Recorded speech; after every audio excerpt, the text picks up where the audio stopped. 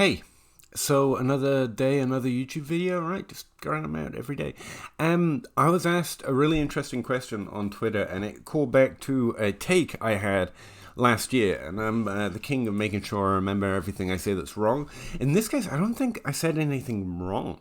I think I was right, and I think I want to reiterate what I said and why I said it.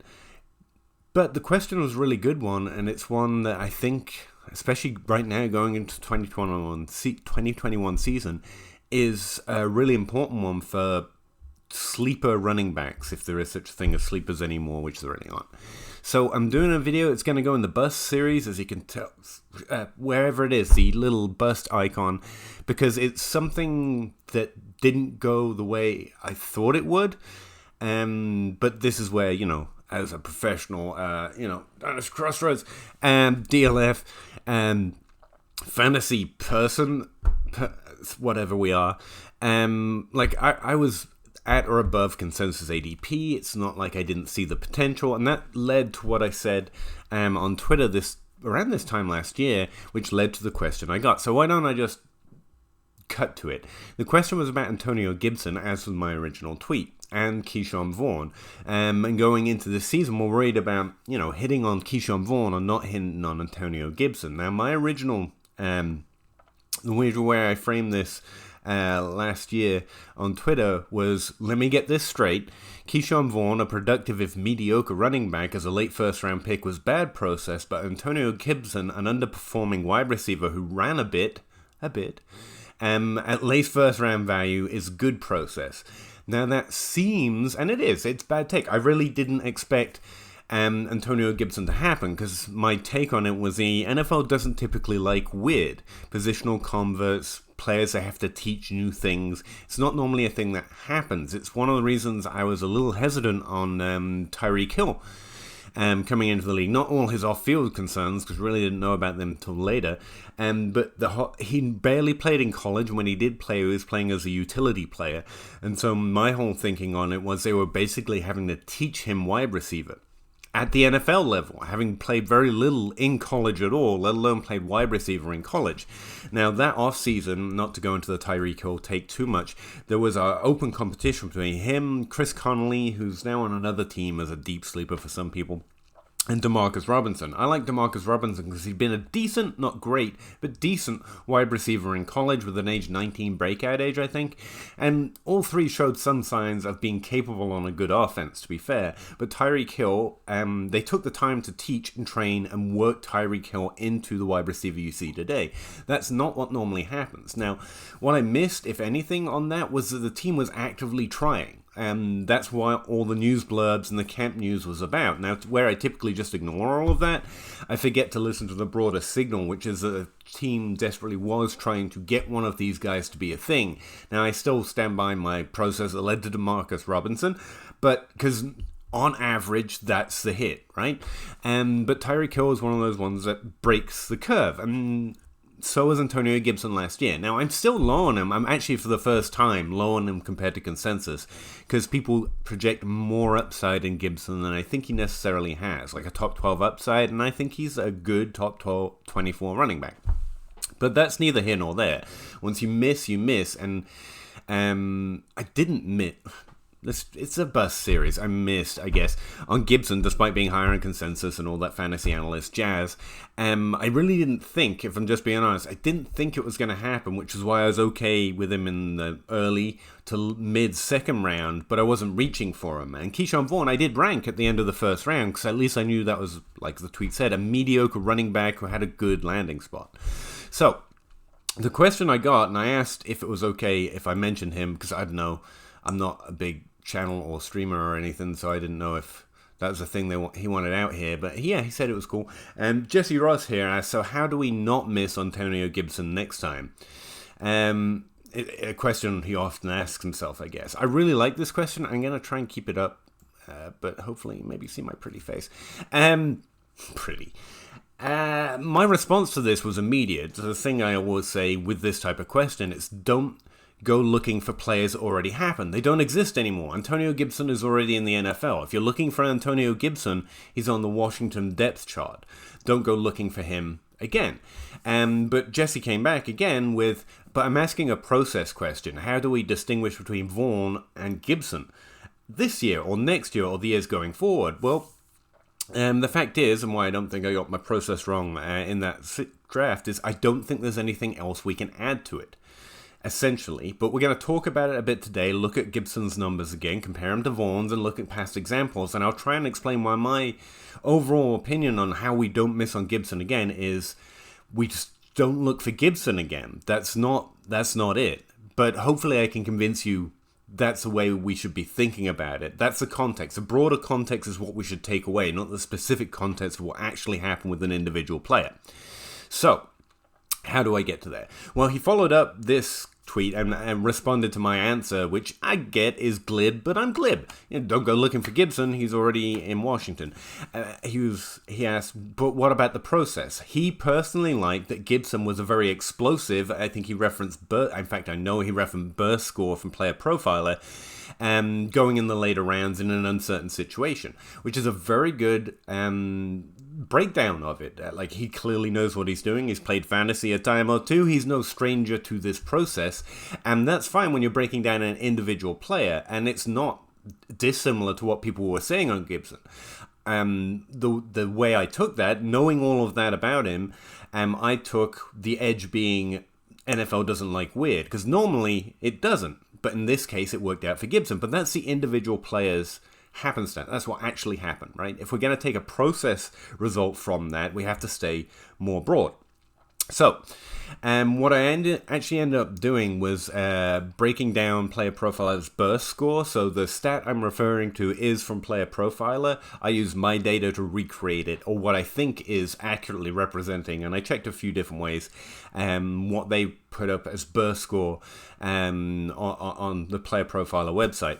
Now, there are many different ways of profiling athleticism, and athleticism is much more important than running back, or I think it's more relevant to build that into the narrative. Once you understand how productive they were, where they're drafted, and what their situation is, X factors can include breaking down that opportunity, that situation, or breaking down the receiving skill set, or breaking down their athleticism. I think it's very fair to build that in once you understand who they are externally or outside of that, based on draft capital, landing spot, and production in college. I think it's very fair to build it in. It's clearly relevant to being an athlete, and it's just not predictive, which is that broader process idea. Just having a better burst score doesn't mean you're more likely to break out.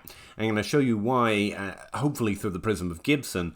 That's the way I think about it, and the way I think we should think about how to not miss on Antonio Gibson's, or how to accurately read incoming running backs with the chance of getting it more right more often than consensus, at least. All right, so switching over to a spreadsheet now. I know it's a shock, but try and contain yourselves. So I'm going to include burst score in my update whenever I update the college database again.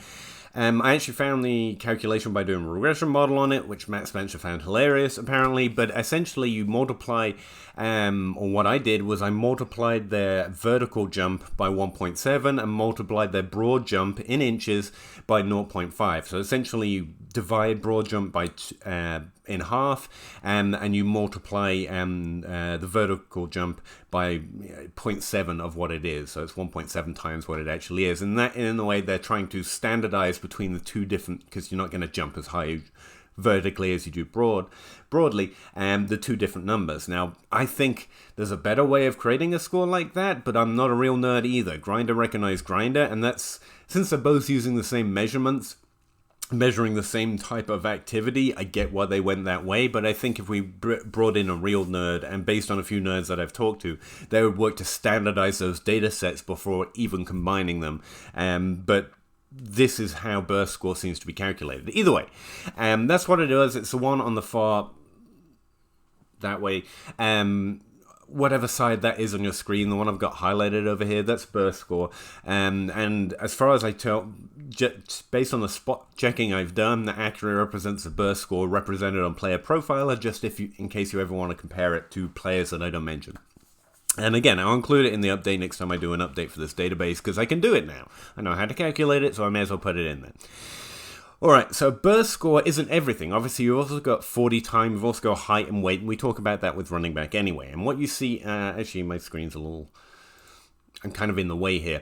It's a 2021 running back class, and you've got Trey Sermon with, what is this?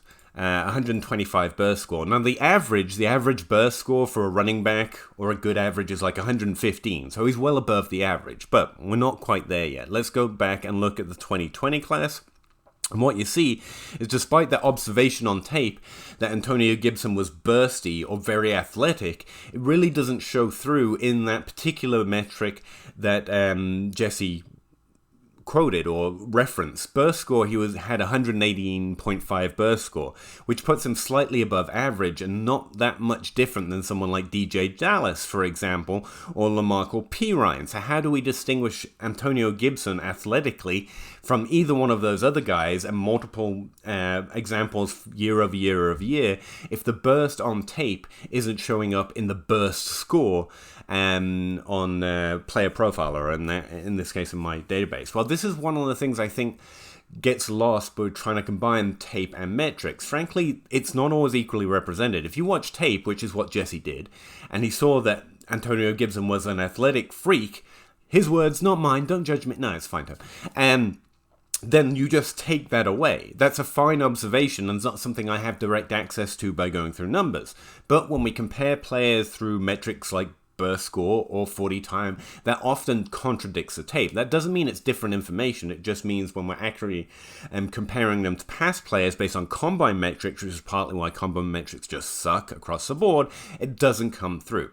So another way of doing it is going, well, there must be something there. I saw Antonio Gibson was athletic on tape. Well, you could say running backs that are 225 pounds or more, he was 228. So he's actually a really big dude, as we've now seen again in the NFL, who ran under a 4.4.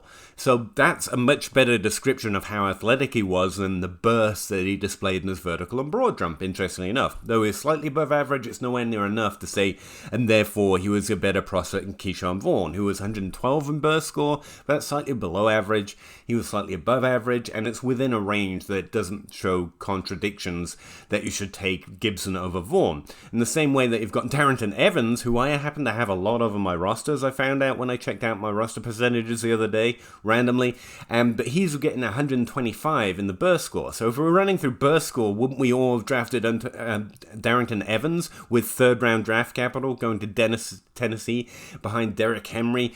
And Evans has actually got a pretty decent receiving history. It's a worse landing spot, but he's got a better burst score. He's got also a 4.41 40 time, but he was actually slightly smaller. But I'm not trying to break out Evans, but you can see how, thinking back, it seems silly we didn't draft Gibson in the late first round. And the reason that tweet I sent is because Gibson had just gone to the end of the first round. People were then taking him around about where Keyshawn Vaughn was going. That's what my tweet was about. It was a similar process, but those who thought taking Keyshawn Vaughn at the end of the first was a terrible idea thought taking Gibson was at the end of the first was a great idea. When ultimately, especially when you look at things like burst score and athletic measurements, I mean, they don't provide an edge in terms of hit rate. They don't more accurately compared to the players that actually hit in the NFL. It provides no edge that way. And so while it sounds like a convincing narrative in hindsight, why didn't I take the third round running back who is an athletic freak? Well, he wasn't that much of an athletic freak in burst score. And if you want to use height and 40 time, well, I actually pulled that up as well, and I went and looked at every player in the database that had a weight of 225 pounds and a 40 time below 4.4, and this is the list we got. Jonathan Taylor, who no one had to ask these kind of questions about, Antonio Gibson, a bunch of misses, including Devontae Foreman, who everyone went nuts about because of his athletic profile, combined with a pretty decent production score with that 83rd percentile post-draft score, and then suffered significant injuries. But these two first-round picks down here had all the draft capital and the speed and the weight. They account for about 3 top 24 seasons between them. So that's one of the ways into seeing why I mostly kind of ignore combine numbers. It's because it doesn't provide us a great edge when looking at the broader sample and trying to predict the next draft class. It makes a lot of sense in hindsight to describe Gibson that way and think, well, why didn't I do it? Because at the time, you don't know what's going to happen. And when you're comparing these players directly in and of themselves, I mean, they don't predict these individual scores don't predict higher points per game. They have like an R squared correlated to 0.009%. Like it has no predictive value.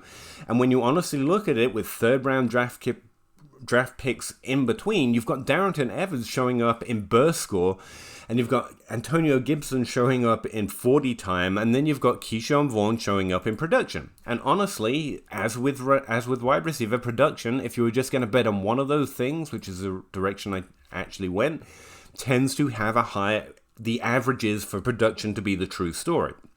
Now, example of that, and the one that immediately came to mind, was thinking about Jamal Williams and Aaron Jones. Aaron Jones has been the clearest value to me at running back, and one of those few that I've gotten right that hasn't made me give up at the position like I have at quarterback, because he was so very clearly a horse of a different color. I've got to look up that phrase. I actually don't know what it is, but he was a very different kind of prospect as a fifth-round running back. He was actually one of my favorite prospects before they actually went to the draft, and then after it, he went in the fifth round, around behind Jamal Williams, who you can see here in 2017, who did have a pretty good production score. It was about 82.7% when draft capital was layered on top of his production. You can also see he only had 112 burst score, despite being pretty good in the NFL for a while there before Aaron Jones took over finally met the highest expectations of his upside. Aaron Jones had a 90 percentile post-draft score despite going in the fifth round, which should tell you something about how insanely off the charts his production was, and it really was.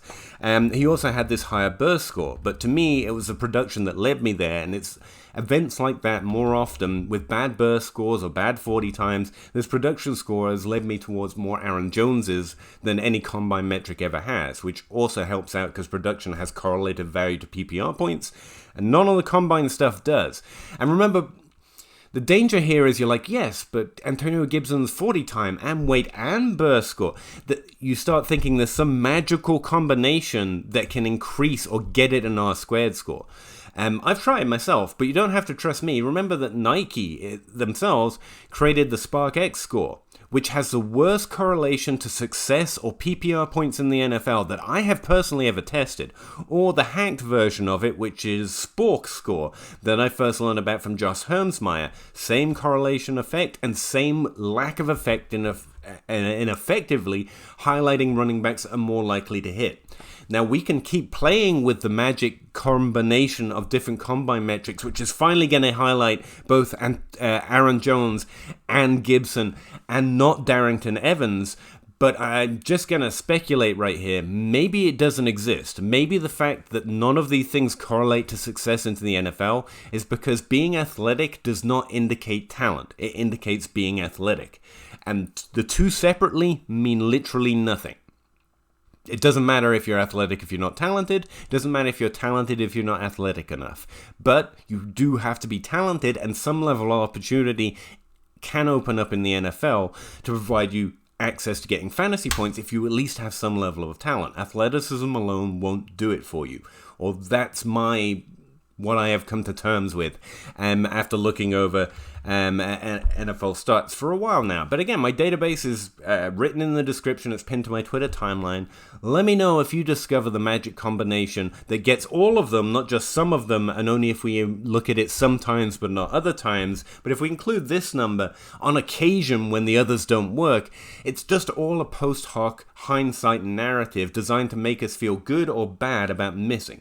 So do people that watch the tape and knew Antonio or felt like Antonio Gibson was more likely to hit, am I telling you that watching the tape is useless and that was just a mirage? No, but I am saying going back now and thinking that his athleticism scores meant that it was more obvious that Antonio Gibson was a late first round pick we should take is probably just confirmation bias. Because 9 times out of 10, it doesn't work out. And 9 times out of 10, it's Darrington Evans. And that's not an exact number, by the way. I know I've got a spreadsheet and I talk numbers all the time, but 9 times out of 10 is just, it's not an actual number. But you get what I mean. The majority of the time, if you were betting on that same profile, even if he played running back in college, it doesn't work out. Because third round picks tend not to break out, no matter what type of measurements they have. And what helps us out more often than not was whether they were productive, so it indicates they have some level of talent in college. That's the Aaron Jones story, if you will, even though he was fairly athletic too. But again, when we look at those that were athletic and had less draft capital, but were over 225 pounds and had a great 40 time, what we find, with draft capital or no draft capital, it's mostly a losing bet. These were not the running backs you wanted. Although all running backs are decent picks, and so I'm repeating myself here. So what I'm saying is not your tape evaluation wasn't accurate. It was very clearly accurate if you liked Antonio Gibson, but don't bleed into confirmation bias by even a year out thinking it was therefore more obvious that he was the pick over Keyshawn Vaughn. If you got it right, that's great. I'm really happy for you that you have him on your roster, but don't let that devalue your process by thinking it was more obvious and therefore looking at a new class like 2021 and going burst score, therefore this guy, because that's not what got it for you. What got it for you is you watch Gibson on tape and you saw something. Now you can describe it as burst or athleticism, but when we go to compare that to players from the past, the numbers don't add up because these numbers really don't predict talent. So what I'm going to suggest is his athleticism was showing up on tape better because he was better, not because he tests better in the combine. That's one way to just sidestep the problem of combine not having correlation in and of itself. But I'm getting too far into the weeds on combine. This is meant to be a combine video. That's one of the reasons I think Gibson himself doesn't help us extract a better process for not missing in 2021, because the things that highlighted him for people were things that do not translate into something we can compare directly to a new class, like combine metrics. They don't measure up as good comparative tools, and so they struggle to get to be part of that early, at least that bulk of our process in predicting who's going to be the next whatever. And again, one way of saying this is don't try and predict the next Antonio Gibson. Look at what worked in your process and what didn't. Try and heighten one and lose the other. So you watch Gibson and you saw that he was athletic, even though his numbers were good and decent in burst score, great in 40 time, but don't get too mixed up in the fact that the 40 was good and the burst score was average, and therefore I need that exact combination. Instead, the part that worked was you watched him and you saw him perform in a way that translated to you as hyper-athletic. That's the part you should hold. It's not a part I have as part of my process because they all look frickin' hyper-athletic to me. I am bad at tape, that's why I don't do it. I don't not do it because I don't value it, it's because I don't have it in my skill set. And that's what I would take away from Gibson. When you're watching these players, the ones that show up as significantly better, when watching them, just that guy moves in a different kind of way. I would give him a tick in that box. That's an okay thing just to say. Because you're not going to be able to compare that directly to other players because the numbers kind of fail us there. But it's perfectly legitimate to think that this guy just looks better on tape. It's just not something that really translates in numbers very well. And that's fine. That's part of the reason combine metrics struggle. DeAndre Hopkins looks athletic of hell on tape on the field when you're watching a game. According to his numbers, he's one of the least athletic wide receivers in the NFL. So take that, stats, you know? It's okay to just acknowledge that if they look like they play really well, really fluidly, if they look fast, if they look bursty, that's okay. That's good information. Include it in your process. Don't think, therefore, the third round player I need is the one with the best burst score or the one that looks the most athletic. Because what I take away from the Gibson experiment and why I do think, the part I think I got wrong, is that we identified correctly that he was slightly an outlier, right? He was unusual. A wide receiver converting to running back. He had a large share of the rushing attempts for a wide receiver, but a very small one for a running back. And so it made him an awkward evaluation. And my default was NFL doesn't like weird, but a team would already express some interest, as with Kansas City and Tyreek Hill, express some interest in being interested in weird, and they continue to express that interest throughout the offseason. Convert that, or take a different look at the 2020 class and compare that to Keyshawn Vaughn.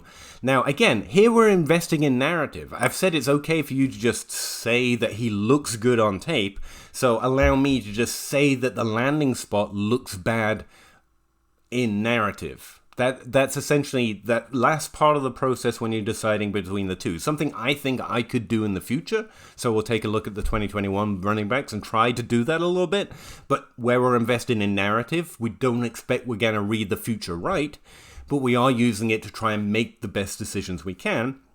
So looking at the 2020 class, if you look at Keyshawn Vaughn, he was drafted to Tampa Bay, but he was drafted in the 3rd round, which is decent draft capital for a running back. And there's been an on-running narrative over the last few years that running backs aren't drafted highly anymore. And I think that's just exaggerating small examples, like Gibson, frankly.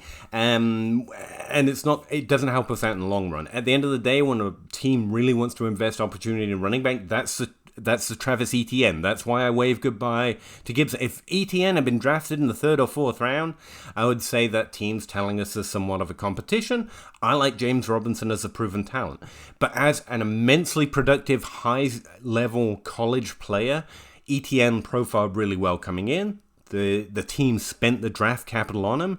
And despite the fact I will never give up on him, it's probably good Nate James Robinson. That's a different story. That's a different situation. Teams expressing interest in Weird in the 3rd round, maybe that's the thing we should add, or I would add to my process. The NFL might be interested in Weird if they invest some level of effort.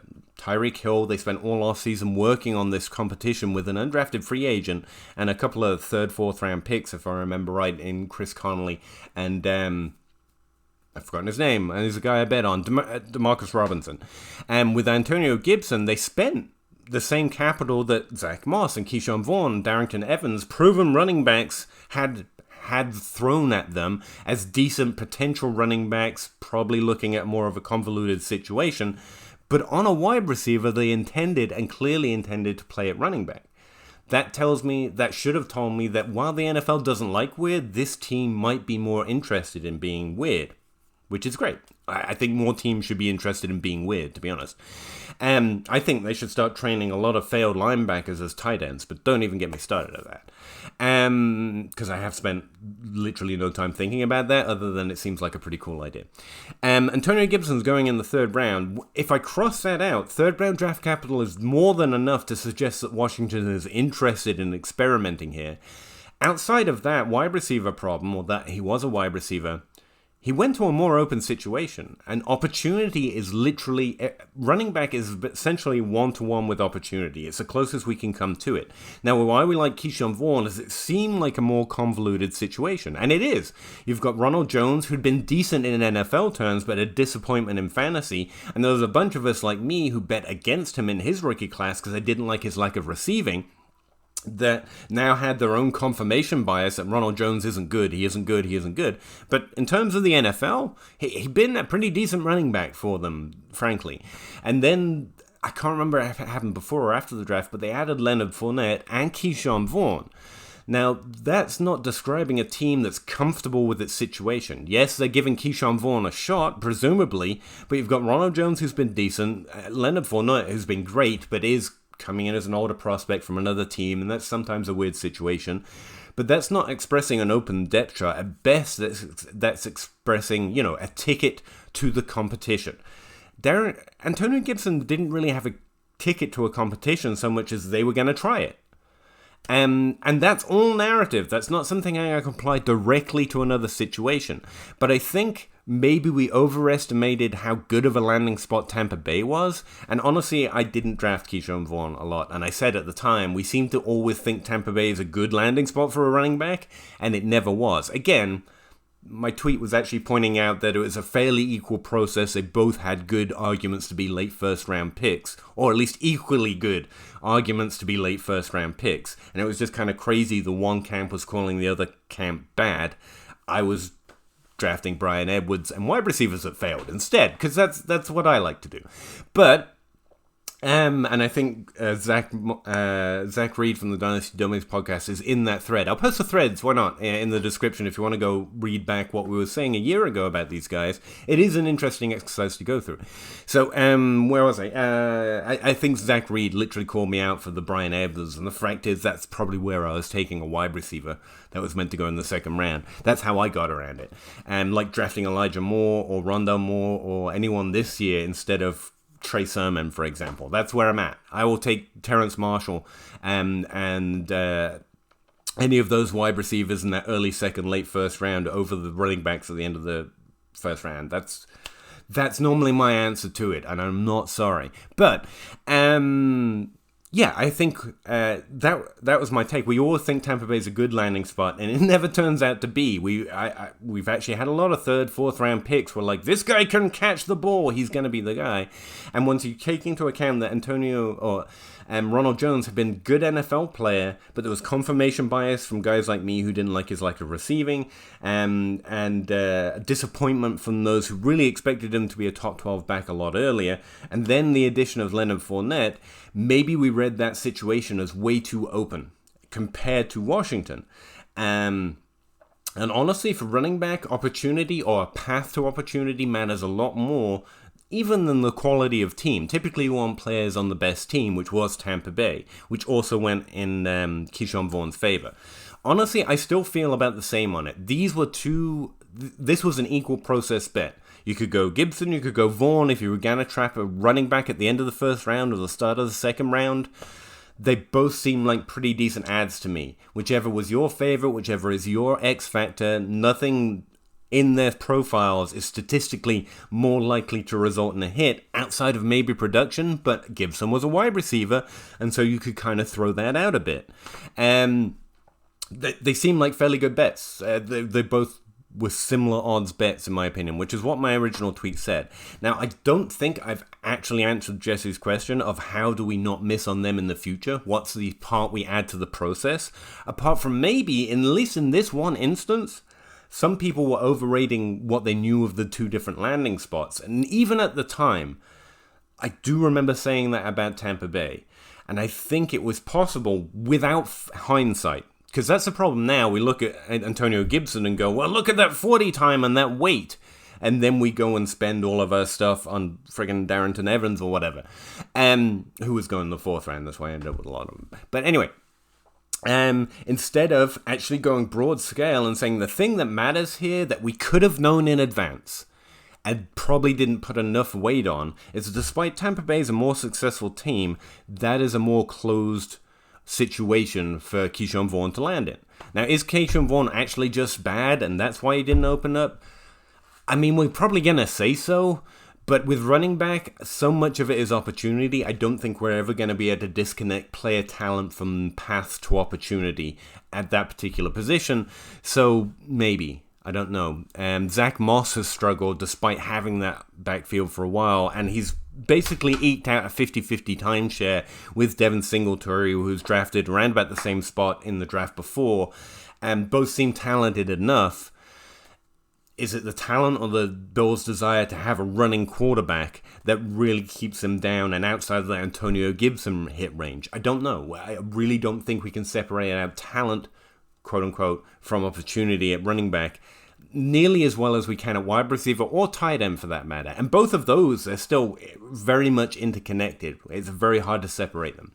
So I hope that says something to you, Jesse, about what we can do to not miss the next time. One, we're no longer looking for Antonio Gibson. The 225-plus pound back that runs a 4.4 with an average burst score that used to play wide receiver going in the third round to an open situation. I mean, even if those exact things line up, it's still not going to be Antonio Gibson because that guy's already in the NFL. But what we can take from it and take back to the broad process of when we look at a new draft class is that situation is key. We've known that anyway, and in this one instance, we could have used it to get the right player of the two, and we could have known that in foresight. We don't have to look back to have known that, which is kind of what you have to do for all of these other combine metrics and athleticism metrics. I mean, it just makes obvious sense in hindsight, but we want something that works in foresight, and I think situation helps us out a bit more that way. So, this is a long-ass video, I know, sorry. Let me find a screen. All right, so this is a 2021 class. I don't want to keep you any longer than I really have already, so let's just look at it pretty quickly. Trey Sermon is a guy who's a late first-round pick ad these days. I talked with Katie Fowler on my podcast recently, and she feels like Michael Carter going in the early second round is a reach. Now, according to the burst scores, Trey Sermon is a better comparison, even though he has a far superior burst score than Antonio Gibson did. But he is also 215 pounds, not the 228. That's a significant difference. 215 to 200, basically 230. That's a thick boy versus a pretty big boy. That's a different category. He also ran a 4.46. So is he athletically comparable to Gibson? What do you see on tape? That's what we learned, right? When you watch him, does he look as athletically gifted as someone that you... Does he look athletically gifted enough that you want to draft him? I haven't heard anyone say that about Trey Sermon, but maybe you find different. So yeah, you should go watch him.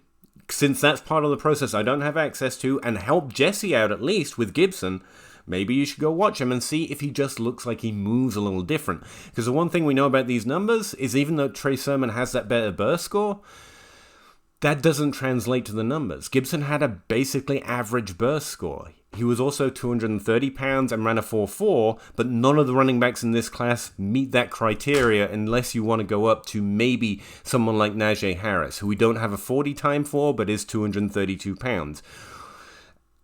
Or maybe Travis Etienne. He runs a 4.45. That's still slower a little bit. The word slow doesn't really apply to a 4.45, but still. That's still slower than Antonio Gibson, but he also measured in around 215, I think. He actually might be a little bigger than that. I'm going to check that one. But still, you have to go up to the first round running backs, the easily top 5 picks, to find anyone with those two things. So luckily in the 2021 class, you don't even have to ask yourself if size and speed matters, because there's no one that conforms to that. But again, what I've been trying to show is that we shouldn't be searching for Gibson from last year. One, luckily, no one like that exists in this class, so we can't confirmation bias our way towards the next Darrington Evans. But what we can take from it is that Sermon's going to San Francisco. He does seem like a little bit of a reach to me in the late first round, but he is a similar bet to me than Michael Carter, and in that way offers an interesting comparison to Gibson and Keyshawn Vaughn. They seem like a similar bet to me. Trey Sermon's a little bigger. He looks more like a 3-down running back. Michael Carter's a little smaller, has more of a skill set in the receiving game, and also is a little more efficient on a per attempt basis, basically. So they seem like a pretty similar odds bets. Katie Fowler watches them and thinks that Michael Carter is overrated, so she's presumably, I don't think I directly asked this one, but leaning Trey Sermon, because he has that bigger guy. But again, it's not necessarily because the number compares directly, because 215 doesn't compare it directly to Keyshawn Vaughn or Antonio Gibson. It doesn't. He's much smaller or significantly. That 10 pounds is a significant difference compared to Antonio Gibson. What it is he looks better on tape with the way he moves and the size he fits on the field. And that's okay. If we're taking anything from the Antonio Gibson process, it's if that's what it looks like to you, that's okay. Just don't think it's Antonio Gibson II. Because my call is neither of them are. Neither of them are very likely to be those top 24 running backs, which is why Gibson and Vaughn look like about the same odds bet to me, coming from the third round in the late first round of rookie drafts last year. Both of them seem like a pretty decent bet. I actually like Chuba Hubbard a lot better, but the one thing we did learn from it, and I definitely have as part of my broader process, is situation. And being behind Christian McCaffrey, you're hoping for an injury. If an injury happens, I guess, maybe. But Chuba Hubbard is one that's probably athletically and production-wise better than all three of these guys being drafted in the third, and Chuba Hubbard was drafted in the fourth with Michael Carter. But his situation's a lot harder. So I'm okay getting Hubbard later and keeping him on my depth chart and hoping he finds a path to opportunity, which right now doesn't exist for him nearly as well as Sermon, nearly as well as Carter. So it makes sense to me that he's drafted below them and he's not in consideration for that late first round pick. That doesn't sound like an Antonio Gibson take at all. But what it is letting me notice that Antonio Gibson once again reaffirms that we should evaluate paths to opportunity for running backs in where we draft them in rookie drafts. and it's letting me allow, if you will, Chuba Hubbard to fall below them because of their pass to opportunity, despite liking him slightly better across his physicals, across his production history, compared to both of them. Weirdly, that's what I take away from Antonio Gibson, that it's okay that I get Gibson later. He's a lower odds bet based on opportunity, but that production, those athletic measurements are actually in his favor as a better prospect in the worst situation. And that situation is what should matter to me, especially for early points, which is what we want all the time and forever, obviously. And so, yeah, that's the one that occurs to me. Also, I didn't like the fact that Ronmondo Stevenson came out with he's one of the bigger guys in this class, 131 pounds. He came out with like 109 burst score. So, yeah, I'm really willing to throw this one away, but does not look like an athletic champion. I've done a video on all these guys and all those guys last year, I think, as well, if you want to hear particular takes. But looking at this class, I think Elijah Mitchell, especially if you like the athletic component, he actually looks like the best deeper ad in a situation that is exactly the same as Trey Sermon's in terms of athletic measurables. He's not the same size. He's only 200 pounds and 6 foot tall. But he is fast. He has better burst score because of it. He's got power in his legs, basically, and can catch the ball a little bit. I already know he's mentioned a lot as a pretty good ad in, I think he's probably more of a third-round pick.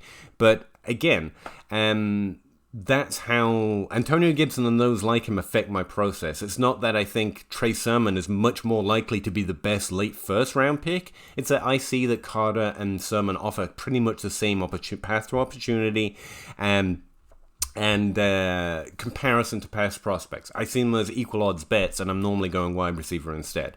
Chuba Hubbard, I'm more interested in because I get him cheaper and he compares favorably to them in production, post-draft score, and physically he kind of measures up a little better to some past prospects, even if I've only got him listed as 210 pounds here.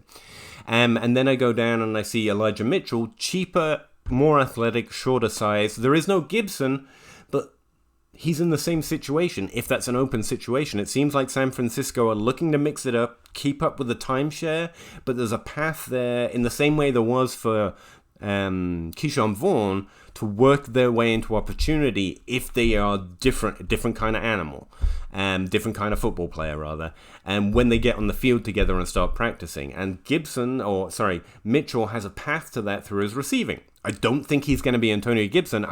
He does not have the size to be that kind of player.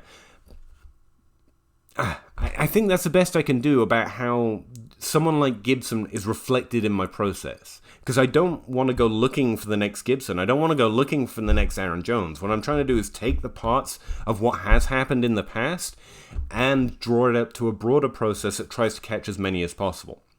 Another way of looking at it is this picture I've got here. Instead of going, Antonio Gibson is 230 pounds and runs a 4.4, which gets you this really terrible hit list over here. Instead, look for players with decent draft capital, decent production profiles, which Gibson had even as a wide receiver, and then compare them to each other, not to past prospects. Because if you go looking for combine metrics to create great hit rate groups, it's just never going to do it because these combine metrics do not have correlation to success in the NFL. The way to describe the next breakout running back is not through combine metrics. Although, and again, as Jesse's pointing out, there's clearly a path to being able to see production, see draft capital, see opportunity, and then pick the point where you want to bet. This guy's more athletic, this guy isn't more athletic. But it's not something that could be how you siphon them or how you sort them. At best, it's that X factor you put on top. And again, Jesse got to it not by going through the combine metrics themselves. In fact, they would have sucked for him. Instead, he watched the guy and said, this guy moves differently. And I honestly think that's kind of the answer for combine and athletic testing. DeAndre Hopkins versus Keyshawn Vaughn. Keenan Allen, you ever seen him walking around in street clothes? Looks like a regular human being. Cole Beasley, for goodness sake.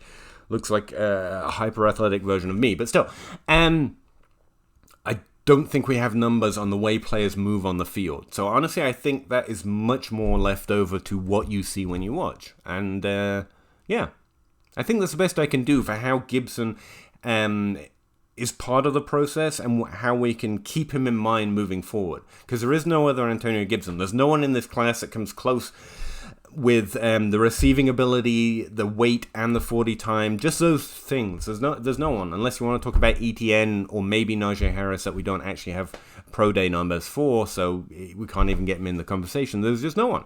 So we're actually saved from making mistakes, in my opinion, because there is no one that measures up across common combine numbers that are thrown out. But there is still lessons there. And Jesse did a good job. He watched someone, he saw something different, and it turns out to be. Definitely does give himself all the green ticks and the gold stars. And if I can help at all, it's to not let being right there confirmation your bias or yourself into a situation where you're looking for that exact same thing. Because it's not about that exact same thing. It's about some holistic combination that worked out this time. And if you keep doing that, you keep up with your process, you keep watching them and identifying things that just look better than most to you, and look for how they compare to past prospects instead of filtering past prospects based on combine metrics of one particular or a couple of wide receivers or running backs that hit. You're gonna have better results overall. So instead of filtering by 230 or burst score and 40 time, I've filtered by production, filtered by draft round, take a look at landing spot, and then layer in how good you actually think they perform in the situations they have on top of that. Because at a certain point, I think the best we can say is Gibson and Vaughan, kind of the same bet. Which one do you prefer? And that's narrative in my case, and in that way I got it wrong, but consensus ADP is higher than. Or something that's something you just like this athleticism score, like burst score. You just like watching him, and he looks better. That's fine. All right. I've talked about this for a long time. I thought I had great points when he first asked. I was like, I'm going to do a video on why I was right on Gibson. And I'm getting to the end of it, and as always, I'm like, did I? Was that good? Was that worth it? I have no idea, to be honest. Let me know what you think, how you got it right. I can convincingly... no, I can say for a fact, burst score does not make you hit at a better rate. Don't draft Trey Sermon because he's got a better burst score. That alone isn't enough. That is a third-round pick. Read his situation, and that's where his ADP is. It is perfectly fine draft capital to spend on him. Personally, I see a mediocre running back in a convoluted situation. I don't think San Francisco looks like an open situation to me. I think it looks convoluted. I think it looks like a tough nut to crack, I guess. And so, again, I'm drafting wide receivers. And instead, I'm much more likely to draft Chuba Hubbard a little later or Elijah Mitchell a little later. But hopefully, somewhere like a year from now, someone will be posting a reply to maybe a retweeted copy of this video saying, but how do we not miss on Trey Sermon next year? And we'll see what we see. Or hopefully, Kalen Lynn or Elijah Mitchell, who knows? But honestly, that's probably, I think I'm good. Let me know what you think. Am I missing something? I'd be happy to know.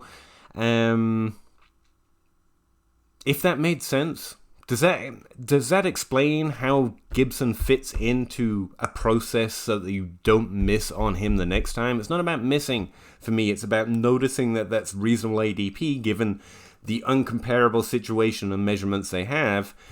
If looking back, I could have defaulted to Gibson based on his situation. That if I made a mistake, that's where it was. Being too concerned with the positional conversion than being interested in the more open situation and receiving ability, if nothing else. So, I would say that's the part of the process that I have to hammer in on myself. When I look at the 2021 class, I don't see anyone clearly like that because there's no Antonio Gibson. But I do see that Trey Sermon's situation is maybe a little less optimistic than some people may feel. Which is why I'm kind of low on him to consensus.